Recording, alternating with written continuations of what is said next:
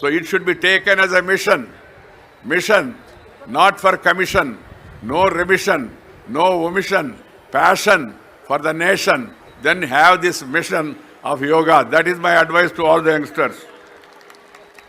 ఒకే భూమి ఒకే ఆరోగ్యం కోసం యోగా అనే పేరుతో ప్రధానమంత్రి గారు ఇచ్చిన పిలుపుకి ఇవాళ దేశవ్యాప్తంగా కనీవిని ఎరుగని రీతిగా అన్ని రాష్ట్రాల్లో కూడా మనకు సన్నాహాలు మొదలైనవి.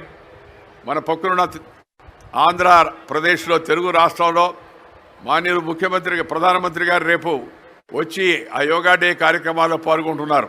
మనం ఒకరోజు ముందుగానే భాగ్యనగరంలో ఇక్కడ యోగా కార్యక్రమాన్ని వాళ్ళ ఒక రకమైన ఆ ఇంగ్లీషులు చెప్తుంటారు కదా కట్టన్ రైజర్ అని, ముందుగా మనం ఈ కార్యక్రమాన్ని వాళ్ళు పెట్టుకున్నాం. సంతోషం.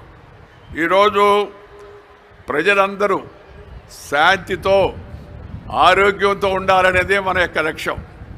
ప్రపంచ ప్రజలందరూ, మనమే కాదు ప్రపంచ ప్రజలందరూ కూడా ఆరోగ్యంగా ఉండాలనేది మన లక్ష్యం. అందుకని ఈ సంకల్పాన్ని తీసుకొని మనం ముందుకు వెళ్ళాలి. యోగా అనే పదానికి మన పెద్దలు విస్తృత అర్థాన్ని చెప్పారు. యోగా అంటే ఇంద్రియాలను వశం చేసుకోవడం, యోగా అంటే మానసిక శక్తులను ఏకం చేయడం, యోగం అంటే ఏకాగ్రతను సాధించడం, యోగం అంటే ఆత్మశక్తిని మేలుకొల్పడం, యోగం అంటే సాధన చేయడం, అంతిమంగా యోగం అంటే మానవత్వాన్ని సాధించడము. అది అంతిమ లక్ష్యం.